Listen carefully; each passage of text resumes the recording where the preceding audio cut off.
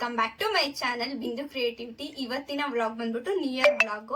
ಇವಾಗ ನಾವು ಒಂದು ರೆಸಿಪಿನ ಶೇರ್ ಮಾಡ್ತಾ ಇದೀವಿ. ಏನಂತ ಹೇಳಿದ್ರೆ chocolate milk shake new year special ಅಂತಾನೆ ಹೇಳ್ಬೋದು. ಓಕೆ, ಎಲ್ಲರಿಗೂ ಮೊದಲನೇದಾಗಿ ಹೊಸ ವರ್ಷದ ಆರ್ಥಿಕ ಶುಭಾಶಯಗಳು. ಹ್ಯಾಪಿ ನ್ಯೂ ಇಯರ್ ಹೇಳಲ್ಲಿ. ಯಾರಿಗೆ ಹೇಳ್ತಾ ಇರೋದು ಹ್ಯಾಪಿ ನ್ಯೂ ಇಯರ್? ಬಿಂದುಗಲ್ಲ, ಅದು ಯೂಟ್ಯೂಬ್ ಫ್ಯಾಮಿಲಿ. ಹಾ, ಹಂಗೆ ಹಂಗೆ ಇರು. ಚಾಕ್ಲೇಟ್ ಕೊಡ್ತೀನಿ ಹೊಸ ವರ್ಷಕ್ಕೋಸ್ಕರ, ತಗೋ. ಎಲ್ಲರಿಗೂ ಆಯ್ ಹೇಳಿ ಮತ್ತೆ ಒಂದ್ಸತಿ, ಇನ್ನೊಂದ್ಸತಿ. ಓಕೆ, ಇವಾಗ ಎಲ್ಲರಿಗೂ ಮೊದಲದಾಗಿ ಹೊಸ ವರ್ಷದ ಆರ್ಥಿಕ ಶುಭಾಶಯಗಳು. ಈ ಇಯರ್ ಅಲ್ಲಿ ನೀವೇನು ತಡಿ, ನಾನು ಮಾತಾಡ್ತೀನಿ, ನೀನ್ ಸುಮ್ನೆ ಇರು. ಈ ಇಯರ್ ನೀವೇನ್ ಅನ್ಕೊಂಡಿದಿರಲ್ಲ ಅದನ್ನ ಅಚೀವ್ ಮಾಡಿ ಎಲ್ಲರಿಗೂ ಖುಷಿಯಾಗಿ ನೆಮ್ಮದಿಯಾಗಿ, ಮೊದಲಾಗಿ ಆರೋಗ್ಯ ಚೆನ್ನಾಗಿರ್ಬೇಕು. ದೇವರು ಆರೋಗ್ಯನ ನಿಮ್ಗೆ ಕರುಣಿಸ್ಲಿ ಅಂತ ಕೇಳ್ಕೊಂತೀನಿ. ನಮ್ಗೆ ಮೇನ್ ಆಗಿ ಯುಗಾದಿ ಬಂದ್ಬಿಟ್ಟು ಹೊಸ ವರ್ಷ, ಆದ್ರೂ ಇದನ್ನ ಹೊಸ ವರ್ಷ ಅಂತ ಎಲ್ಲರೂ ಸೆಲೆಬ್ರೇಟ್ ಮಾಡ್ತೀವಿ. ಓಕೆ, ನಾವು ಕೂಡ ಹಾಗೆ ಸೆಲೆಬ್ರೇಟ್ ಮಾಡ್ತಾ ಇದೀವಿ. ಇವಾಗ ಬನ್ನಿ ಹೋಗೋಣ, ಮಿಲ್ಕ್ ಶೇಕ್ ಯಾವ ತರ ಮಾಡೋದು ಅಂತ ತೋರಿಸ್ಕೊಡ್ತೀನಿ. ಬನ್ನಿ ಹೋಗೋಣ.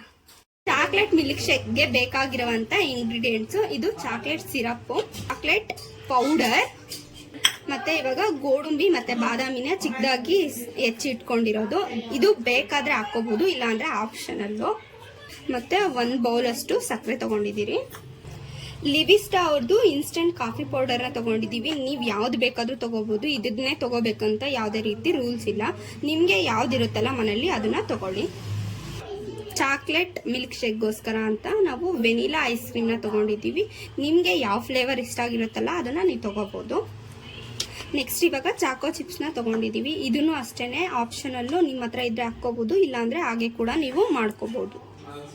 ಇವಾಗ ಚಾಕ್ಲೇಟ್ ಮಿಲ್ಕ್ ಶೇಕಿಗೆ ಬೇಕಾಗಿರ್ತಕ್ಕಂಥ ಮೇನ್ ಇಂಗ್ರೀಡಿಯೆಂಟ್ಸ್ ಬಂದ್ಬಿಟ್ಟು ಹಾಲು. ಇದನ್ನ ಕಾಯಿಸಿ ಆರಿಸಿ ಎತ್ತಿಟ್ಟು ನಂತರದಲ್ಲಿ ಫ್ರಿಜ್ ಅಲ್ಲಿ ಇಕ್ಕಿ ಐಸ್ ಕ್ಯೂಬ್ ಆಗೋ ತರ ಮಾಡ್ಕೊಂಡಿದೀವಿ. ಐಸ್ ಕ್ಯೂಬ್ ನ ಹಾಕೋದ್ರಿಂದ ನೀರ್ ತರ ಆಗುತ್ತೆ, ಅದಕ್ಕೋಸ್ಕರ ಬೆಟರು ಹಾಲ್ನ ಐಸ್ ಕ್ಯೂಬ್ ಆಗೋವರೆಗೂ ನೀವು ಫ್ರಿಜ್ ಅಲ್ಲಿ ಎತ್ತಿಟ್ಟು ಆಮೇಲೆ ಮಾಡ್ಕೊಂಡ್ರೆ ಕ್ರೀಮಿ ಸ್ಟ್ರಕ್ಚರ್ ಅಲ್ಲಿ ತುಂಬಾ ಕ್ಲೀನ್ ಆಗಿ ಚೆನ್ನಾಗಿ ಬರುತ್ತೆ ಅನ್ನೋ ಕಾರಣಕ್ಕೋಸ್ಕರ ಹಾಲು ಐಸ್ ಕ್ಯೂಬ್ ಆಗೋವರೆಗೂ ಎತ್ತಿಟ್ಕೊಂಡಿದೀವಿ. ಇವಾಗ ಯಾವ ಪ್ರೊಸೀಜರ್ ಅಲ್ಲಿ ಮಾಡ್ಬೇಕು ಅನ್ನೋದನ್ನ ತೋರಿಸ್ತೀನಿ, ಬನ್ನಿ.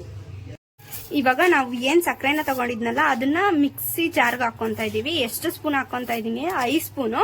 ನಾವು ಎಷ್ಟು ಜನಕ್ಕೆ ಮಾಡ್ತಾ ಇದೀವಲ್ಲ ಅದ್ರ ಮೇಲೆ ಡಿಪೆಂಡ್. ನಾನು ಇವಾಗ ತೋರಿಸ್ತಾ ಇರೋದು 5 ಜನಕ್ಕೆ ಮಾಡ್ತಕ್ಕಂಥದ್ದು. ನೀವು ಕೂಡ ಎಷ್ಟು ಜನ ಇರ್ತಾರಲ್ಲ ಅದ್ರ ಮೇಲೆ ಡಿಪೆಂಡ್ ಆಗಿರುತ್ತೆ, ನೋಡ್ಬಿಟ್ಟು ಹಾಕೊಳ್ಳಿ.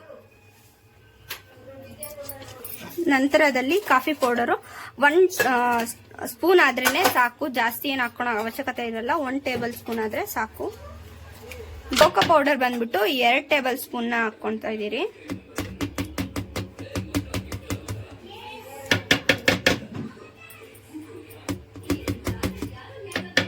ಇವಾಗ ಕೋಕೋ ಪೌಡರ್ ಎಲ್ಲ ಹಾಕಿದ ನಂತರ ಇದನ್ನ ಕ್ಲೀನ್ ಆಗಿ ಗ್ರೈಂಡ್ ಮಾಡ್ಕೋಬೇಕು. ಇದಕ್ಕೆ ನೀರು ಏನು ಸೇರ್ಸಂಗಿಲ್ಲ, ಜಸ್ಟ್ ಇದನ್ನ ಮಾತ್ರ ಕ್ಲೀನ್ ಆಗಿ ಗ್ರೈಂಡ್ ಮಾಡ್ಕೊಂಡು ಬರ್ತೀನಿ. ಆವಾಗ ತೋರಿಸ್ತೀನಿ ಯಾವ ತರ ಬಂದಿದೆ ಏನು ಅಂತ ಹೇಳ್ಬಿಟ್ಟು.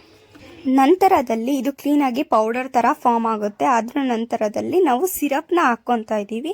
ಇದನ್ನ ಎಷ್ಟು ಹಾಕೋಬೇಕು ಅಂತ ಹೇಳಿದ್ರೆ 2 ರಿಂದ 3 ಟೇಬಲ್ ಸ್ಪೂನ್ ಅಷ್ಟು ಹಾಕಿದ್ರೆ ಸಾಕು. ಮತ್ತೆ ಇನ್ನ ಡೆಕೋರೇಷನ್ಗೆಲ್ಲ ಬೇಕಾಗಿರುತ್ತೆ, ಅದಕ್ಕೆ ಎತ್ತಿಟ್ಕೊಂತ ಇದೀವಿ. ಇವಾಗ ಇದನ್ನ ಕ್ಲೀನ್ ಆಗಿ ಗ್ರೈಂಡ್ ಮಾಡ್ಕೊಂಡು ಬರೋಣ. ಇವಾಗ 1/2 ಲೀಟರ್ ಹಾಲನ್ನ ಹಾಕೊಂತ ಇದೀವಿ. ಹಾಕೊಂಡು ಇದನ್ನು ಕೂಡ ಕ್ಲೀನ್ ಆಗಿ ಗ್ರೈಂಡ್ ಮಾಡ್ಕೋಬೇಕು.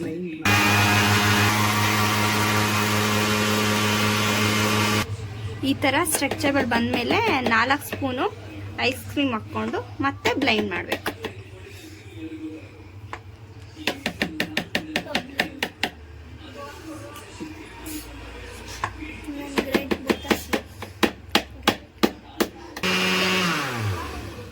ಫೈನಲ್ ಸ್ಟ್ರಕ್ಚರ್ ಈ ತರ ಬಂದಿದೆ ನಮ್ದು ಚಾಕ್ಲೇಟ್ ಮಿಲ್ಕ್ ಶೇಕ್. ಇವಾಗ ಚಿಕ್ಕ ಬೌಲ್ಗೆ ಹಾಕೊಂಡು ನಾವು ಸರ್ವ್ ಮಾಡ್ಕೊತ ಇದೀವಿ. ಯಾವ ತರ ಬೌಲ್ಗೆ ಸರ್ವ್ ಮಾಡ್ಕೋಬೇಕು ಅನ್ನೋದನ್ನ ಕ್ಲೀನ್ ಆಗಿ ತೋರಿಸ್ತಾ ಹೋಗ್ತೀನಿ. ನಿಮ್ಗೆ ಎಷ್ಟು ಮಿಲ್ಕ್ ಶೇಕ್ ಬೇಕಾಗಿರುತ್ತಲ್ವಾ ಅಷ್ಟನ್ನ ಬೌಲ್ಗೆ ಹಾಕೊಂಡು ನಂತರದಲ್ಲಿ ನೀವೇನು ಐಸ್ ಕ್ರೀಮ್ನ ಮತ್ತೆ ಎತ್ತಿಟ್ಟಿದ್ರಲ್ವಾ ಅದನ್ನ ಕೂಡ ಇದ್ರಲ್ಲೇ ಹಾಕೋ. ಐಸ್ ಕ್ರೀಮು 1 ಸ್ಪೂನ್ ಆದ್ರೆ ಸಾಕು.